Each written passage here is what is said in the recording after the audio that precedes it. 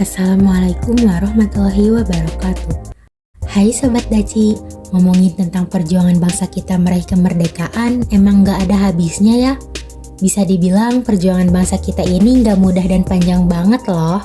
Bahkan setelah proklamasi pada tanggal 17 Agustus 1945 aja perjuangan bangsa Indonesia ini masih berlanjut. Salah satunya adalah terjadinya peristiwa Merah Putih di Manado. Apa sih latar belakang dan gimana sih peristiwa Merah Putih ini terjadi? Yuk simak terus videonya ya.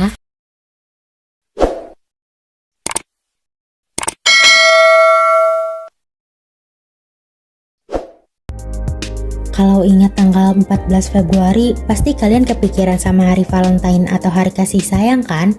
Tapi tahu nggak sih, kalau ternyata pada tanggal tersebut bangsa kita pernah mengalami peristiwa berdarah yang terjadi untuk mempertahankan kemerdekaan Indonesia. Peristiwa tersebut dikenal sebagai peristiwa Merah Putih. Peristiwa tersebut terjadi pada tanggal 14 Februari 1946 di Tailing, Manado, Sulawesi Utara. Kira-kira apa sih yang melatar belakangi peristiwa Merah Putih di Manado?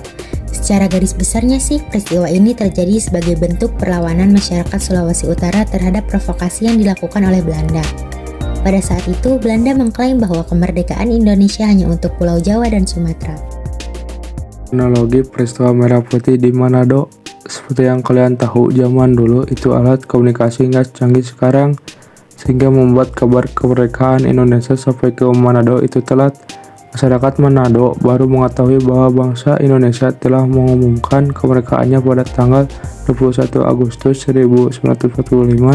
Setelah mengetahui hal tersebut, masyarakat Indonesia di Manado segera mengibarkan bendera merah putih sebagai bentuk perayaan kemerdekaan Indonesia.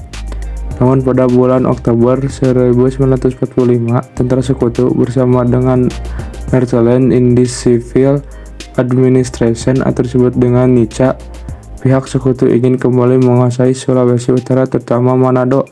Sayangnya pada saat itu masyarakat Manado enggan untuk melawan, sehingga mengakibatkan kembali dikuasainya daerah tersebut oleh Belanda. Melihat kondisi ini, tentu saja para pejuang di Manado enggak tinggal diam dong. Mereka menyusun strategi untuk membuat kembali wilayah Sulawesi Utara ke tangan Indonesia.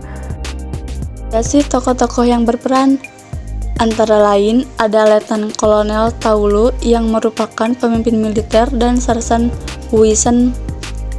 Mereka memerintahkan pasukan untuk segera mengambil alih markas pusat yang dikuasai oleh Belanda. Rencana tersebut ternyata udah disusun sejak tanggal 7 Februari 1946.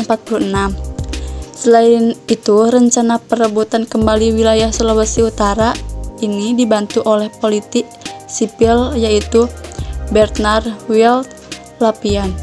Peristiwa ini juga melibatkan banyak himpunan rakyat di Sulawesi Utara seperti Tentara Hindia Belanda atau disebut juga KNIL yaitu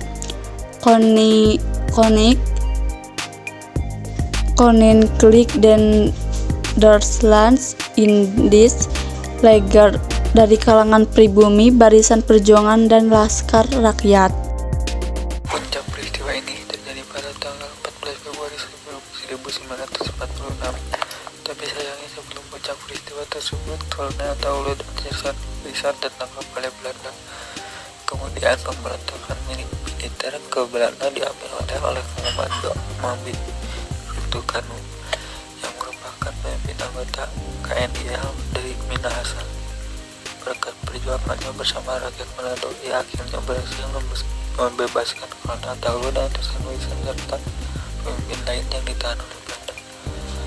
Puncak peristiwa Merah Putih di Manado ini ditandai dengan dirobeknya bendera Belanda yang awalnya merah putih biru menjadi merah putih seperti bendera Indonesia. Akhirnya bendera tersebut dikibarkan di markas Belanda hingga akhirnya pada saat itu rakyat Manado berhasil mengambil alih kekuasaan yang sebelumnya dimiliki oleh Belanda.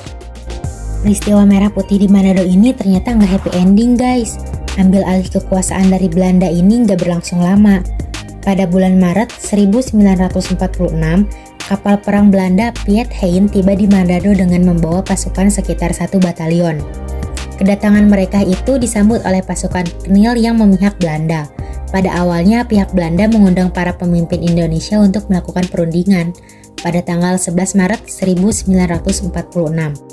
Namun, ternyata hal tersebut merupakan strategi Belanda untuk kembali menguasai wilayah Sulawesi Utara. Ternyata Belanda memiliki tujuan utama nih, yaitu ingin menahan para pemimpin Sulawesi Utara. Hingga pada akhirnya ajakan untuk berunding tersebut melemahkan para pejuang rakyat Sulawesi Utara. Pada akhirnya, Belanda kembali menguasai wilayah Sulawesi Utara. Berikut adalah video dan foto peristiwa Merah Putih di Manado. Peristiwa Merah Putih di Manado adalah peristiwa penyerbuan markas militer Belanda di Teling, Manado, Sulawesi Utara. Berikut sejarah peristiwa Merah Putih di Manado.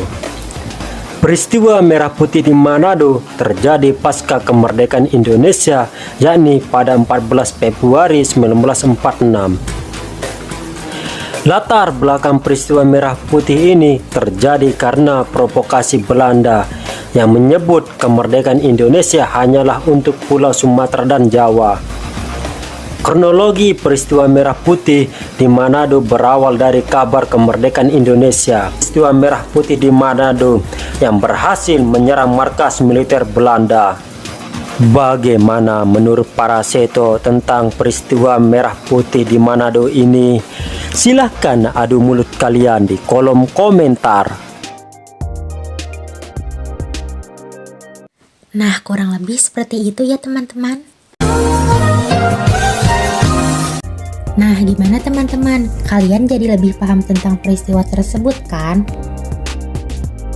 Cukup sekian dari kelompok 7. Mohon maaf apabila masih banyak kesalahan. Hidup kesepian tanpa kekasih.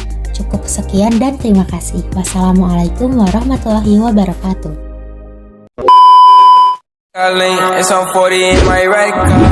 Bitches change, I like I ain't all this. Getting money.